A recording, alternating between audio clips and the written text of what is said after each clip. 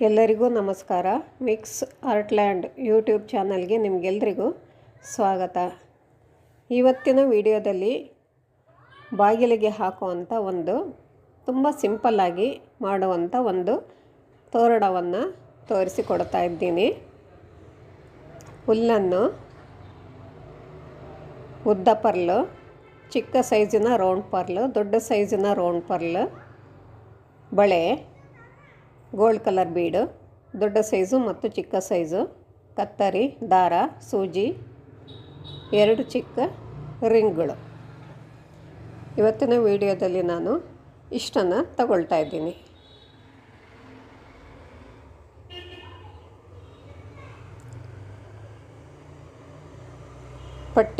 ಮೇಲ್ಗಡೆ ಪಟ್ಟಿಯನ್ನು ರೆಡಿ ಮಾಡ್ತಾ ಇದ್ದೀನಿ.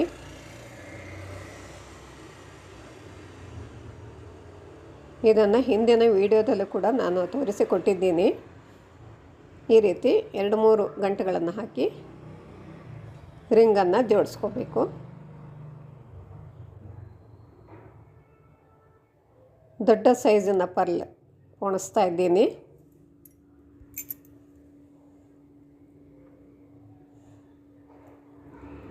ನಾನು ಪಟ್ಟಿಯನ್ನು ತುಂಬ ಸಿಂಪಲ್ಲಾಗಿ ಮಾಡ್ಕೊಳ್ತಾ ಇದ್ದೀನಿ. ಬೇರೆ ಬೀಡ್ಸ್ ಏನೂ ಸೇರಿಸಿಲ್ಲ, ಪರ್ಲ್ ಬೀಡ್ ಏನೂ ಸೇರಿಸಿಲ್ಲ, ಬರೀ ಇಷ್ಟನ್ನೇ ಮಾಡ್ಕೊಂಡು ಹೋಗ್ತಾ ಇದ್ದೀನಿ.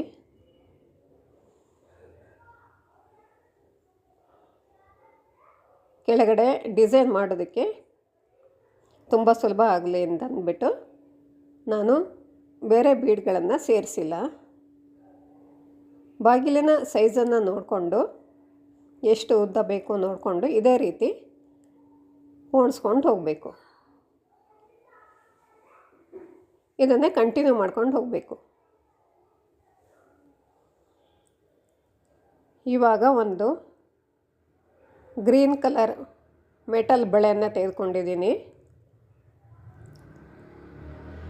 ಹಾಗೆಯೇ ರೆಡ್ ಕಲರ್ ಹುಲ್ಲನ್ನು ಹುಲ್ಲನ್ನು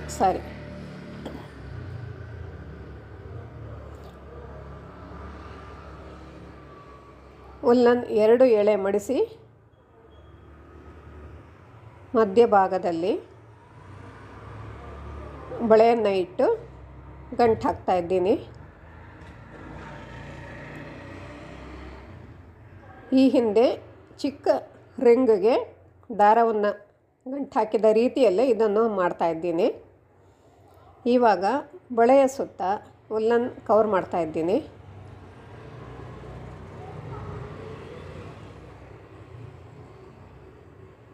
ಇದೇ ರೀತಿ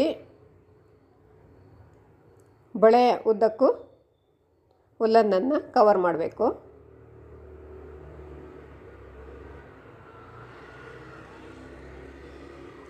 ತುದಿಯಲ್ಲಿ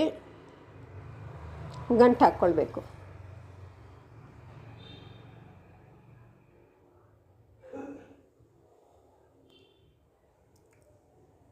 ಹುಲ್ಲನ್ನು ಎಳೆಗಳು ಜಾರಿ ಹೋಗದೇ ಇರೋ ಹಾಗೆ ಟೈಟಾಗಿ ಇನ್ನೂ 2 ಗಂಟೆಗಳನ್ನು ಹಾಕ್ತಾ ಇದ್ದೀನಿ. ಎಕ್ಸ್ಟ್ರಾ ಉಳಿದಿರುವಂಥ ಹುಲ್ಲನ್ ದಾರವನ್ನು ಕಟ್ ಮಾಡಿ ತೆಗಿತಾ ಇದ್ದೀನಿ.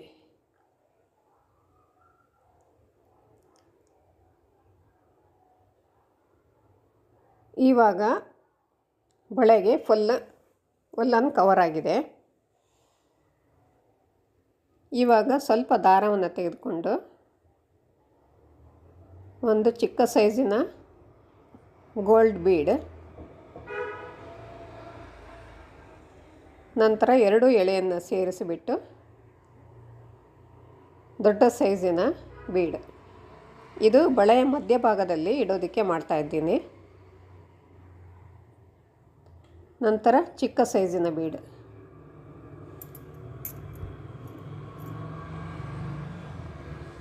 ಒಂದು ರೌಂಡ್ ಶೇಪ್ ಪರ್ಲ್,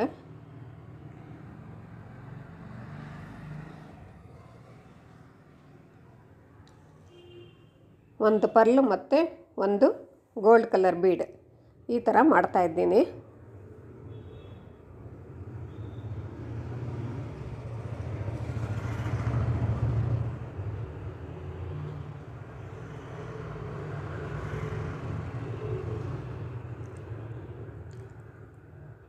ಬಳೆಯ ಮೇಲೆ ಇಟ್ಟು ಸೈಜನ್ನು ನೋಡ್ಕೊಳ್ಬೇಕು, ಎಷ್ಟು ಲೆಂತ್ ಬೇಕಾಗುತ್ತೆ ಅನ್ನೋದನ್ನು ನೋಡ್ಕೊಳ್ಬೇಕು. ಅದೇ ರೀತಿ ಇನ್ನೊಂದನ್ನು ಮಾಡಿದ್ದೀನಿ.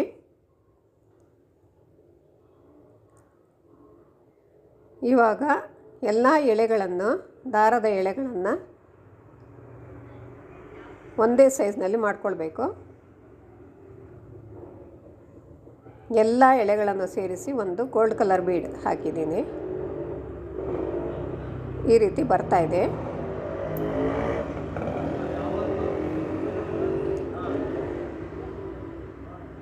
ಇವಾಗ ದಾರವನ್ನು ಗಂಟು ಹಾಕಿ ಬಳೆಗೆ ಪರ್ಲ್ ಸೇರಿಸ್ತಾ ಇದ್ದೀನಿ.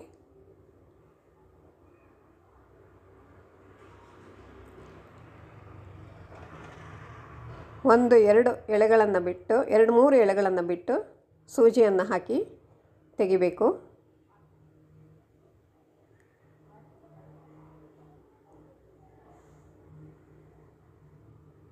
ಟೈಟಾಗಿ ಎಳ್ಕೋಬೇಕು.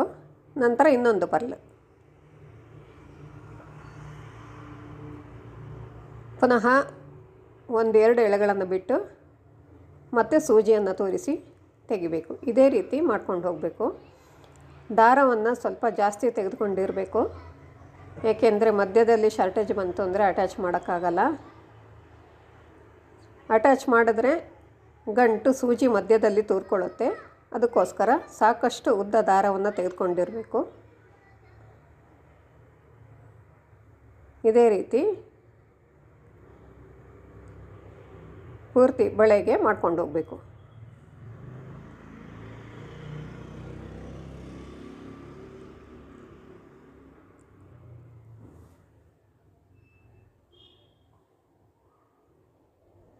ಇವಾಗ ಒಂದು ಬಳೆಯನ್ನು ರೆಡಿ ಮಾಡಿದ್ದೀನಿ.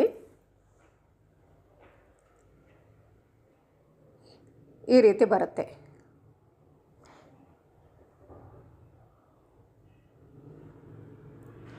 ಇವಾಗ ಸೈಜನ್ನು ನೋಡ್ಕೊಳ್ಬೇಕು ಇಟ್ಟು. ಇವಾಗ 2 ಬಳೆಗಳ ಮಧ್ಯದಲ್ಲಿ ಇಡುವಂಥ ಹ್ಯಾಂಗ್ ಮಾಡುವಂಥ ಒಂದು ಇದನ್ನು ರೆಡಿ ಮಾಡ್ತಾ ಇದ್ದೀನಿ. ಮಧ್ಯದಲ್ಲಿ ಚಿಕ್ಕ ಬೀಡ್ ಗೋಲ್ಡ್ ಕಲರು, ನಂತರ ದೊಡ್ಡ ಸೈಜಿನ ಪರ್ಲ್,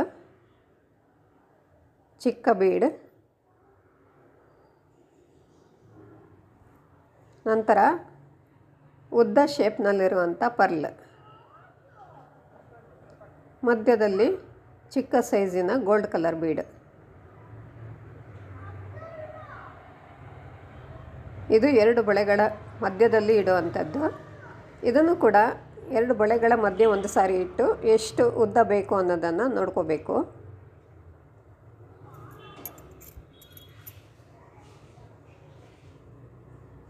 ನಾನು 5 ಉದ್ದ ಪರ್ಲ್ಗಳನ್ನು ಹಾಕಿ ಮಧ್ಯದಲ್ಲಿ ಚಿಕ್ಕ ಸೈಜಿನ ಗೋಲ್ಡ್ ಕಲರ್ ಬೀಡ್ ಹಾಕಿದ್ದೀನಿ.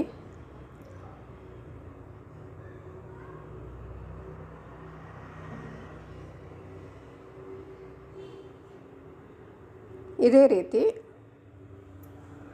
ಇನ್ನೊಂದು ರೆಡಿ ಮಾಡಿದ್ದೀನಿ.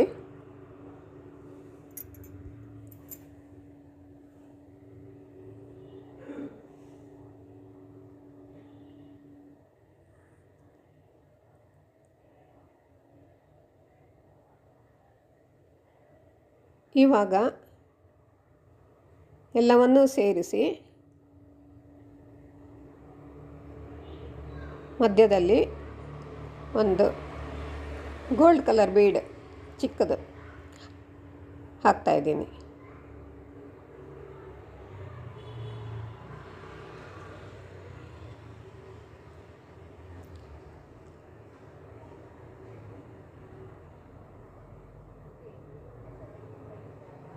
ಇವಾಗ ಬಳೆಯನ್ನು ಮೇಲ್ಭಾಗದ ಪಟ್ಟಿಗೆ ಸೇರಿಸ್ಕೋಬೇಕು. ಬಳೆಯ ಕೆಳಭಾಗದಲ್ಲಿ ಮತ್ತು ಮೇಲ್ಭಾಗದಲ್ಲಿ ಎಳೆಗಳನ್ನು ತಗೊಳ್ಬೇಕು. ತೆಗೆದುಕೊಂಡು ಅಲ್ಲಿ ಮಧ್ಯದಲ್ಲಿ ಸ್ವಲ್ಪ ದಾರ ಕಾಣಿಸೋದ್ರಿಂದ, ಬಳೆಗಳ ಮಧ್ಯದಲ್ಲಿ ಸ್ವಲ್ಪ ದಾರ ಕಾಣಿಸೋದ್ರಿಂದ ಒಂದು ಚಿಕ್ಕ ಬೀಡ್ ತೂರಿಸ್ತಾ ಇದ್ದೀನಿ.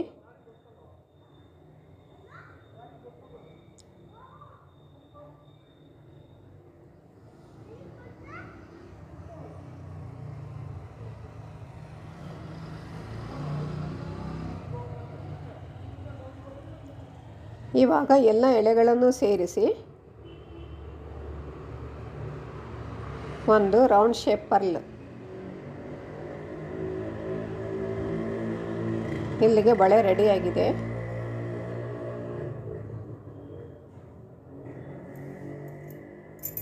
ಇದನ್ನು ಮೇಲ್ಭಾಗದಲ್ಲಿರುವ ಪಟ್ಟಿಗೆ ಗಂಟಾಕಿ ಸೇರಿಸ್ಕೋಬೇಕು. ಇದೇ ರೀತಿ ಬಳೆಗಳನ್ನು ರೆಡಿ ಮಾಡಿಕೊಂಡು ಎಷ್ಟು ಬಳೆಗಳು ಬೇಕು ನೋಡಿಕೊಂಡು ರೆಡಿ ಮಾಡ್ಕೋಬೇಕು.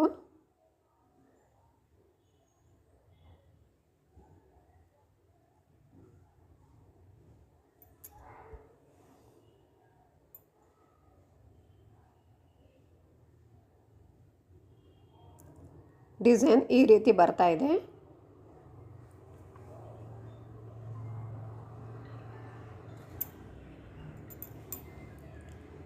ಎಲ್ಲವನ್ನು ಮೇಲ್ಭಾಗದ ಪಟ್ಟಿಗೆ ಗಂಟು ಹಾಕಿ ಜೋಡಿಸ್ಕೋಬೇಕು. ಡಿಸೈನ್ ಈ ರೀತಿ ಬಂದಿದೆ. ಇಲ್ಲಿಗೆ ಡಿಸೈನ್ ಮುಗಿದಿದೆ. ಇಷ್ಟು ಹೊತ್ತು ನನ್ನ ವಿಡಿಯೋ ನೋಡಿದ್ದಕ್ಕಾಗಿ ನಿಮಗೆಲ್ಲ ತುಂಬ ಧನ್ಯವಾದಗಳು.